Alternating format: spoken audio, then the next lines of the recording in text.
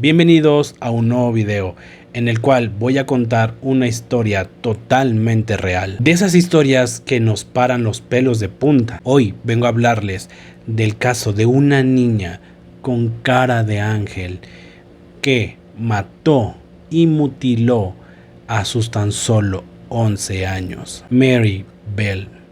Comenzamos. No olviden de suscribirse y activar esta campana. Yo soy Kalem y esto es...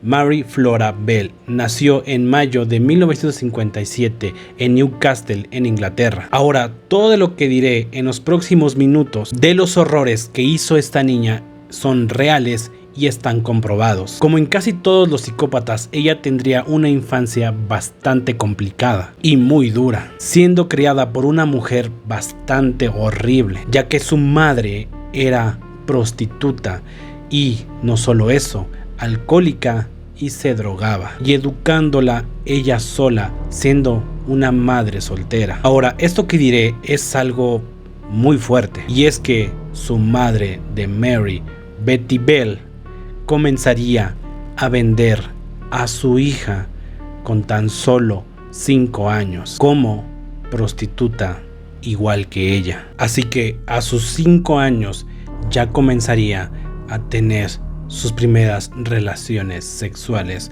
con los clientes de su propia madre. Le pegaba constantemente y no solo eso, la humillaba con el hecho de venderla como prostituta, para que así ella siguiera ganando dinero fácil a costas de su propia hija. Esta mujer era un ser humano, mejor lo corrijo.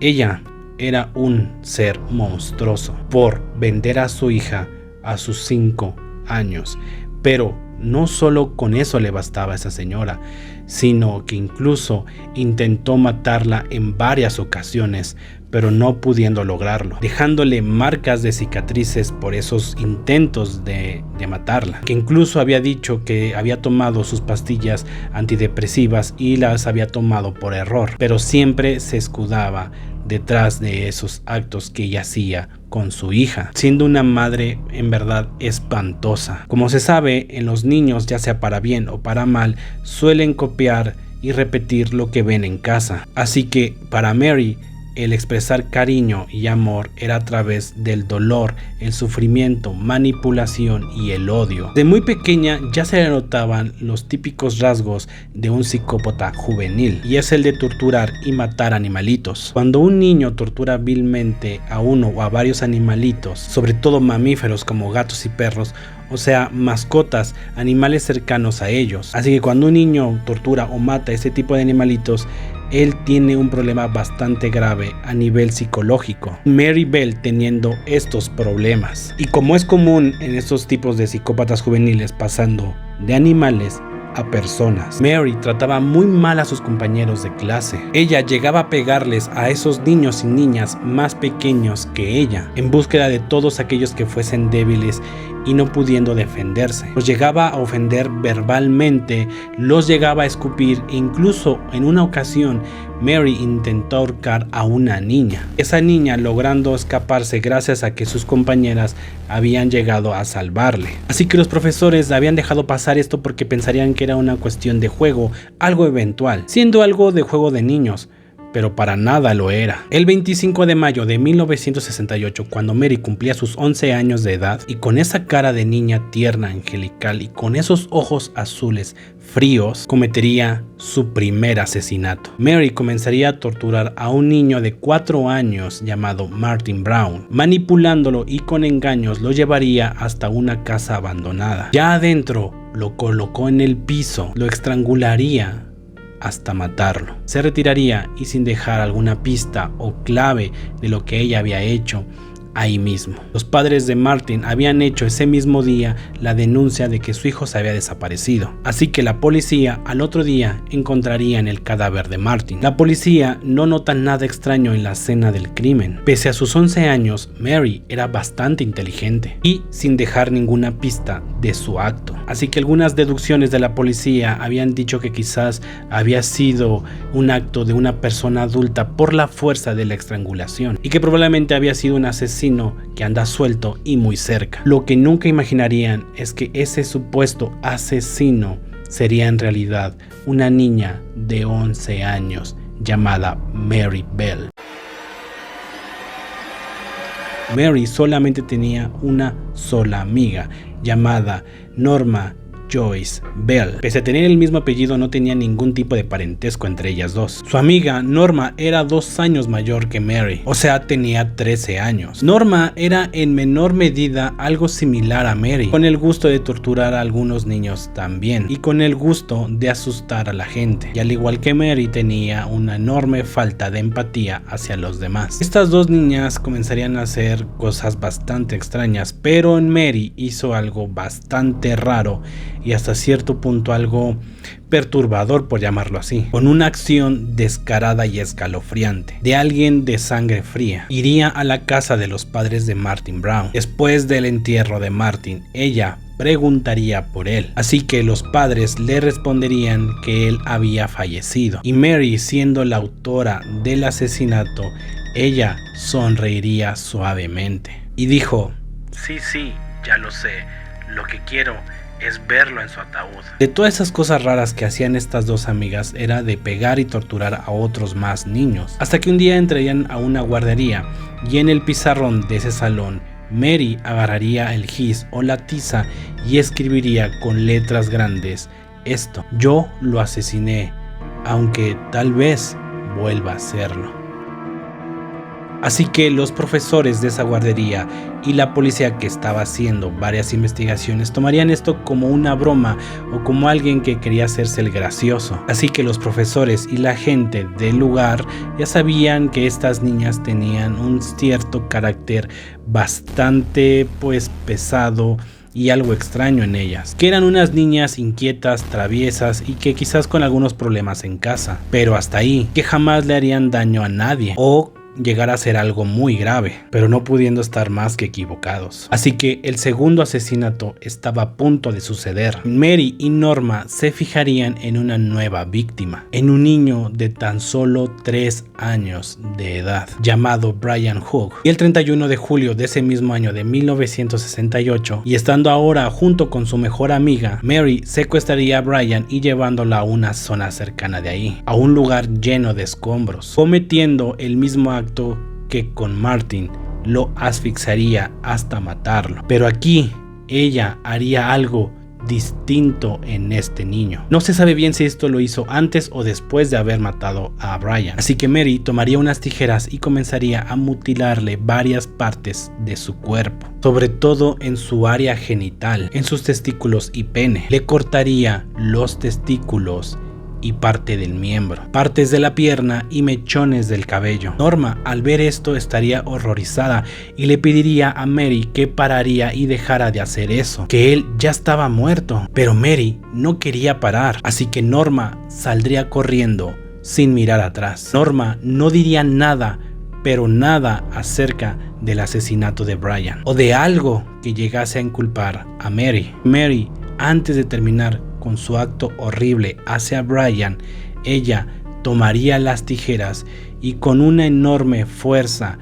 marcaría sus iniciales en el estómago de Brian, colocándole la M y B de Mary Bell. Lo marcaría tan fuerte que algunos intestinos se comenzarían a salir. La policía encontraría el cadáver de Brian, igualmente no encontrando alguna pista, sin sospechar que ese acto lo había cometido una niña de 11 años. Los psicópatas gustan de ser notados y ser el centro del ojo público, queriendo que la gente hable de ellos. En Mary ya no era una niña normal, ella era ahora una psicópata de libro. Así que un día, no aguantando más, se le calentó la boca y eso fue su perdición. Luego, a los días de haber enterrado a Brian, Mary volvería a hacer lo mismo que hizo con Martin. Visitaría a la casa de los padres de Brian. Al llegar, les preguntaría por su hijo y también preguntándoles si estaban tristes, si lo extrañaban o si ya sabían quién había hecho esto. O sea, así de plano el cinismo de esta niña. Pero los padres de Brian ya habían notado que con anterioridad Norma y Mary ya habían molestado a su hijo días atrás, así que los padres de Brian le pedirían a la policía que les pusiera el ojo encima a estas dos niñas. La policía estaría interrogando a estas dos amiguitas, pero negando totalmente todo, de manera inteligente culpando a otros más. En un informe policial estaban ahí escrito textualmente que Mary estaba culpando a un chico del mismo barrio. Obvio, un chico totalmente inocente. Su inteligencia y astucia la estaba librando en ese momento. Pero pese a que Mary era una psicópata inteligente, cometería un error. Como casi en todo, siempre al final cometiendo un error, los cual los llevaría a su perdición. Había dicho que recordaba haber visto a un chico jugando con unas tijeras. En ese momento la policía sabía que ella algo sabía,